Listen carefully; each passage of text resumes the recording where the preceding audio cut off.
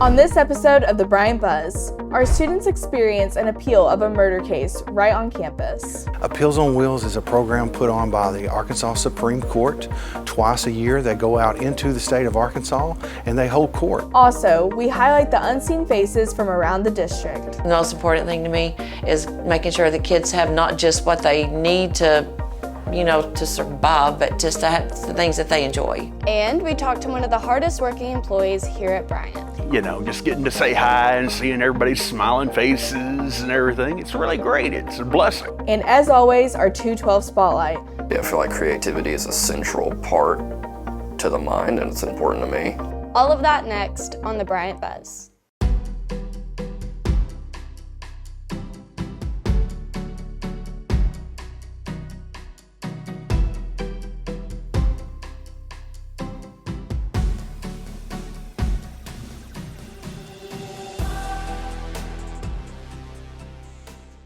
Welcome to the Bryant Buzz. I'm Carson Hobson. And I'm Hannah Rudnick. Thanks for joining us.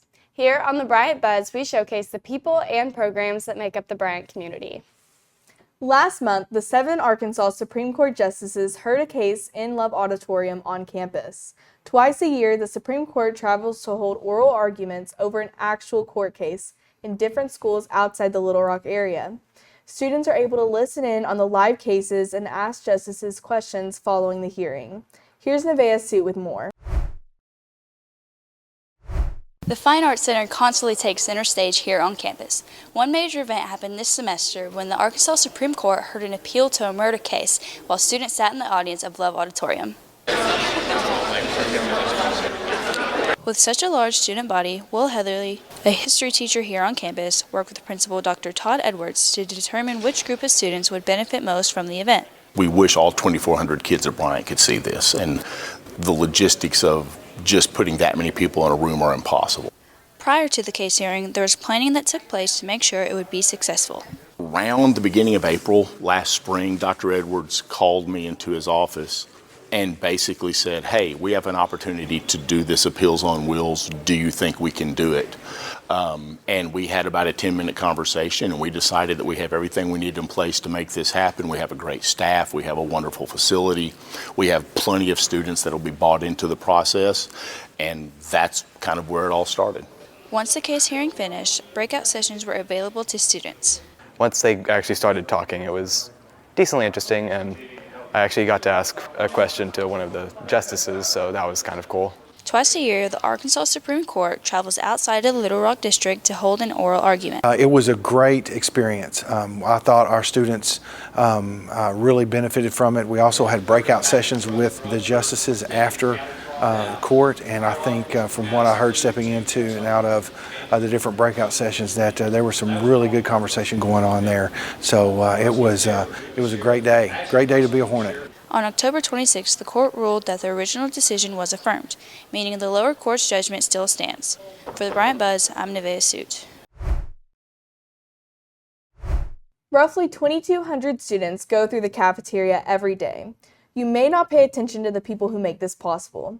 James Copeland has worked in the Bryant School District for over a decade, but he's been here much longer. Graduating in 2011 didn't stop him from staying in his hometown. Here's Asher Bird with more.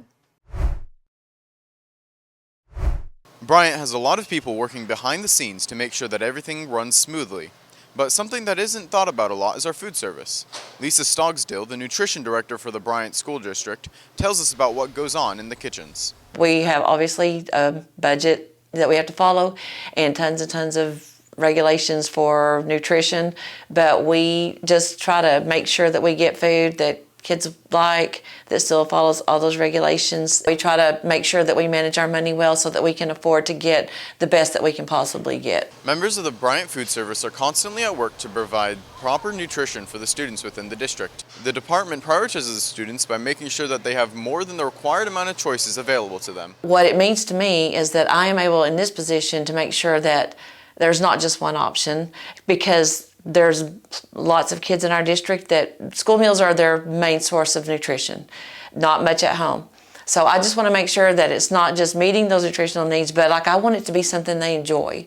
So You know, if they don't want white chicken chili, then I want them to have the option of, you know, something that, you know, they would prefer to have. But choosing the meal plan isn't the only thing that they do. They also make sure that the food gets delivered to all the schools in the district and take care of the equipment in the kitchens. James Copeland, who has been helping out in the kitchen since he graduated here at Bryant, tells us more about what he does. I work on their equipment inside the kitchens, and I also do some deliveries. I'm over their commodities, the food we get from the government. I drive around in the box truck, all the schools, all 12 schools. And most of the time it's more driving than anything. The Bryant Food Service also partners with local farm and business Wahurmud Farms to make sure that the students get high-quality beef from a small family-owned Arkansas farm in Springfield. For Hornet Media, I'm Asher Bird. Sticking with the theme of behind-the-scenes workers that we're thankful for during the month of November, custodians often go unnoticed and underappreciated. Cleaning up Bryant's largest campus is a difficult task, but one man has found a way to make a positive impact. Here's reporter Chelsea Jensen with the story. The hidden heroes of a high school campus often go unnoticed. Working behind the scenes is custodian James Stanley. How y'all doing?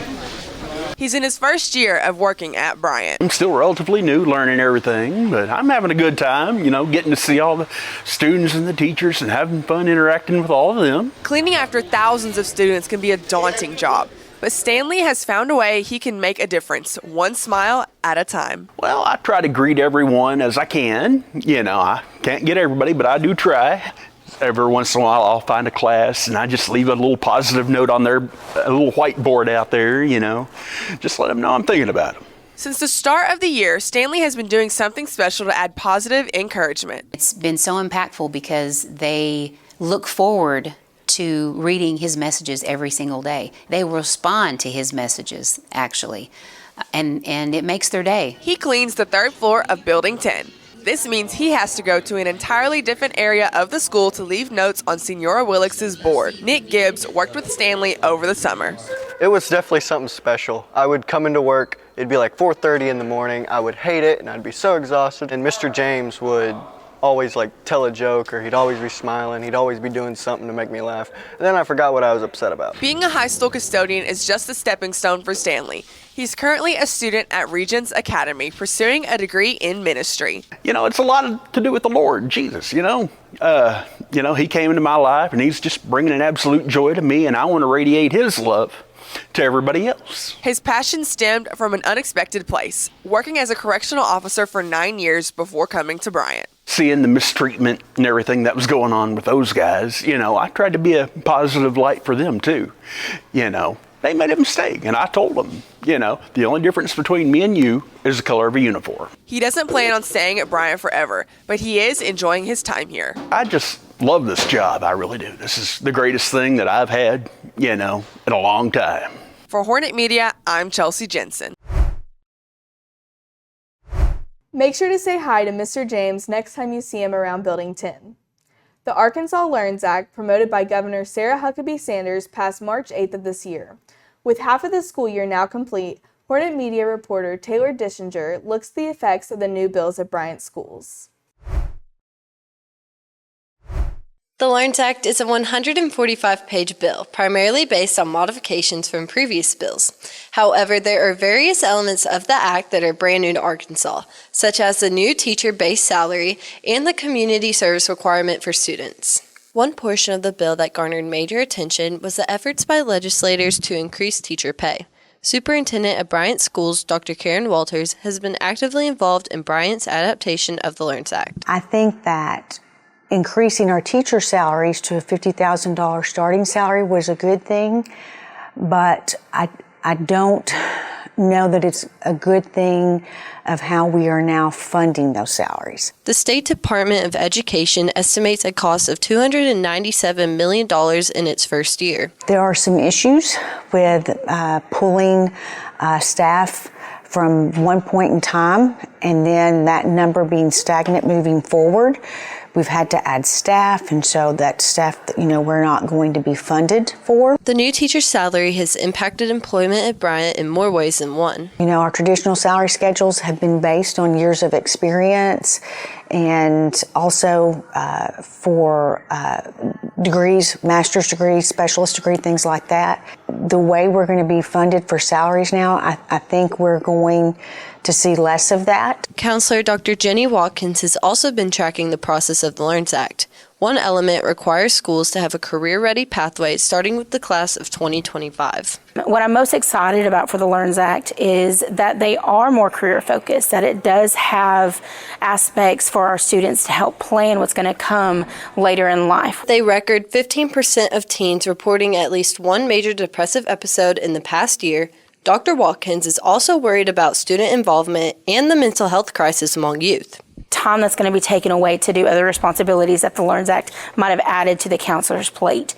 We won't be able to be those mental health professionals that we're supposed to be on our campus for our high school students. The new 75-hour community service requirement for graduation, starting with the class of 2027, also creates a challenge. I think there's some of our students that won't be an issue, that they'll be able to get their 75 hours. I think for some of our families, it's going to be more of an issue for them to be able to make sure that their students have that. Only the future will tell how the LEARNS Act will impact Arkansas schools. For the Bryant Buzz, I'm Taylor Dischinger. When we come back, we take a look at a growing local business. Stay with us. You're watching the Bryant Buzz. Want the behind the scenes of what it's really like to be an offensive lineman? Then we have the show for you. The Frontline Podcast with Matthew Elder, Conley Billingsley, and Matt Burke, airing weekly on Spotify and Apple Podcasts. The podcast also routinely features special guests. Look for updates on the show on the Hornet News Now Instagram page. The Hornet Corner has all of your Bryant Hornet apparel needs, and it's right here on campus. The store is run by Miss Kilburn's Small Business Operations class. Located in Building 10 on the 3rd floor, the Hornet Corner is open 1st, 2nd, 3rd, and 7th period. Come by for the best deals on Bryant Hornet merchandise. Welcome back to the Bryant Buzz. I'm Hannah Rudnick. And I'm Carson Hobson. Thanks for joining us. As Instagram resale accounts are on the rise, many teenagers are joining the trend. What started as a side job has quickly turned into a fast-growing business. Two best friends from Bryant decided to take their interest to the next level. 13% of small business owners are under the age of 18, and a part of that small percentage is right here at Bryant High School. When you're getting ready to rush off to school in the morning, the last thing you do is put on your shoes. But shoes are the first thing Jackson Blue and Liam Arnold think about when starting their day. I was desperate for some money, had some shoes, and wanted to get some more money, so I kind of just sold all my shoes, flipped them, bought some more of my shoes back, and then had some money to play with.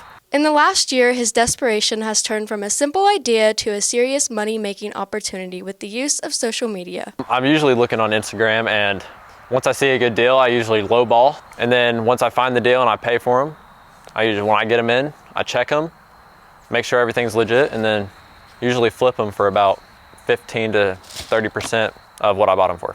Part of the reason for their success has been their friendship that was built up before the business began. We don't separate business from friendship. We actually just, get along doing what we love to do and just make things happen. Recently, the two held a story sale, posting their inventory online. Not only did it generate sales, it increased their followers by 400. Now we're at 650. And that may not seem like a lot, but it really is, because most of those are actual connections that we sell to buy from bulk, big amounts of shoes. So that really does add up, because it's not just random people. That's all people that we do business with. With their business, it is important for them to have good connections. We attract buyers with good, legit shoes and clothing and references. People know that we know what we're doing, and their friends know that too, so they're willing to, shop with us, and also just having good stuff. In the future, the two plan to attend sneaker conventions in Houston, Fort Lauderdale, and other locations. For the Bryant Buzz, I'm Kira Evans. If you're interested in supporting a local business, visit 501 Sneaks on Instagram. Award-winning basketball coach Eric Teague has made the move to Bryant and is ready to get the Lady Hornets basketball team back on a winning streak after losing their former coach Shane Williams. Coach Teague's season has just begun, but his winning streak started back in 2020. Here's Bentley Ballesteri with more. The girls' basketball team has a new coach for the 23-24 season. Coach Teague has won 4 2A state championships with his previous team in Melbourne and is now having to adjust to a new team in a much bigger conference. Coach Teague has been coaching for 16 years and decided to move to Bryant just before this school year. Just as far as leaving my hometown and the people I grew up with and a lot of kids that I'd spent so much time with, it was very, very tough. It's been a great transition here. The people that work here have helped that transition well, and a lot of great kids. Coming from a 2A conference team, Coach Teague did not back down from the challenge of taking on the 6A conference and being a part of Bryant schools. Smaller towns, they have less sports, so the kids are probably really dedicated to just a few sports. And at Bryant, there's so many sports here that there's so much to choose from, so just a little different in that aspect. There are 18 girls on the team, and Coach Teague is working with each one of them to help them prepare to win games. We're doing some pretty hard drills. I mean, we're working them really hard. We're really been focused heavily on defense, trying to put them in situations that are very hard. So when we get into a game situation, they're prepared to do that. The Lady Hornets have started off the season 6-4. Coach Teague has specific goals for the team as they prepare for the rest of the season. Just to get better every game, just to improve and for this group to work as a team and learn how to be a team. And I think if we can do that and get our fundamentals and skill level built up, then we'll be successful. Senior guard Brylan Finley is one of the varsity players on the team. She has had 3 coaches in her 3 years at the high school. He's very hard-nosed, he's very stern, he gets what he wants, and he teaches us about details. He's a lot of fun. He's very good with like footwork and little things that you think that wouldn't matter, he makes it matter. And like the blocking out, little things that wins game. Like he's big on defense, and defense wins games. The Lady Hornets play Little Rock Christian on December 5th. Make sure to show up and support them as they continue their season. For the Bryant Buzz, I'm Bentley Ballesteri. The team will participate in the Bryant Hornet Classic starting December 20th. And after the holiday break, conference play begins for both the boys and girls on January 5th. Those games will be live streamed on the Hornet Media YouTube channel. Students received a reality check before Thanksgiving break at the Financial Reality Fair. Every year, seniors get the chance to visit the Financial Reality Fair coordinated by Ms. Forga.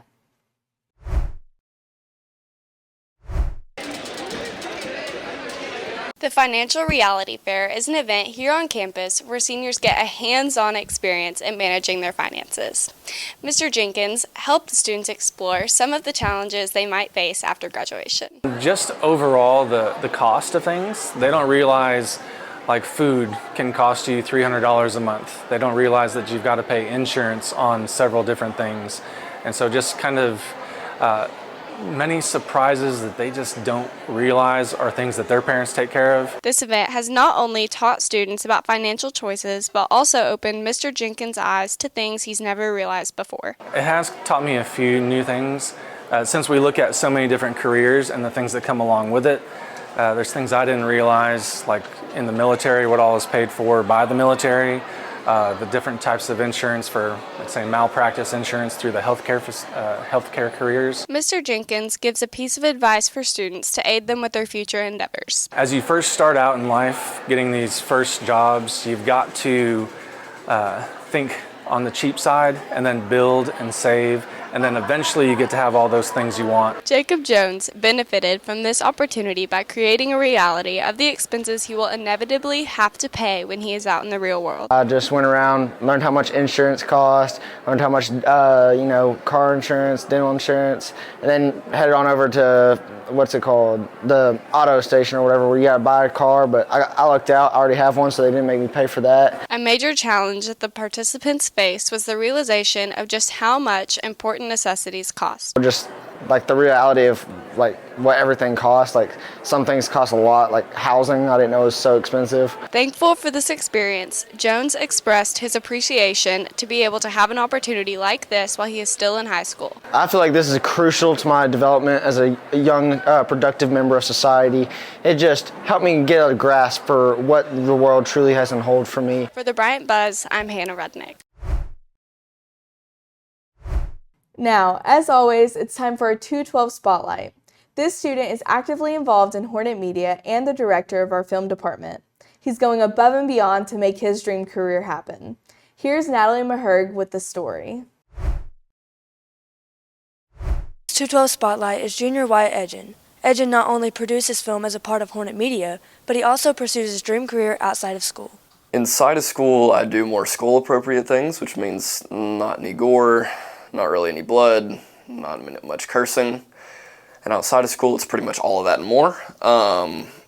Just a lot more realistic emotion, not as cartoony, not as happy, joy. Edgen started his film career a year ago, but he has always had an interest in the horror genre. When I was little, I always liked telling stories and making my own stories, so that just is always something I kind of wanted to do, and I grew up watching scary movies and horror movies and always wanted to make my own. Actress Tori Seaman partners with Edgen on his film projects. I like working with Wyatt because he doesn't make me feel uncomfortable in any way. He always asks, is this okay? Or he makes accommodations for everyone. Edgen's passion for film could possibly be seen in the future, but he understands it's a process to become big in the industry. Film will always be a hobby of mine, I see. If it ever becomes a career, that's the dream. I mean, if it happens, that's great. I'm not counting on it. It's not something I want to rely on because it's just not a reliable thing to rely on until you're pretty up there. If I can even get work behind the scenes on commercials and things like that, that'd be great. For the Bryant Buzz, I'm Natalie Maherg. That's all the time we have for you today on the November edition of the Bryant Buzz. Be sure to be on the lookout for one last edition of our weekly show this semester, Hornet News Now. Also, you can keep up to date with the Hornet Media program by following us online, on our YouTube channel, and on Instagram at Hornet News Network. More information is coming soon on our 3rd annual Hornet Media Christmas Extravaganza. I'm Carson Hobson. And I'm Hannah Rudnick. Thanks for joining and have a great day.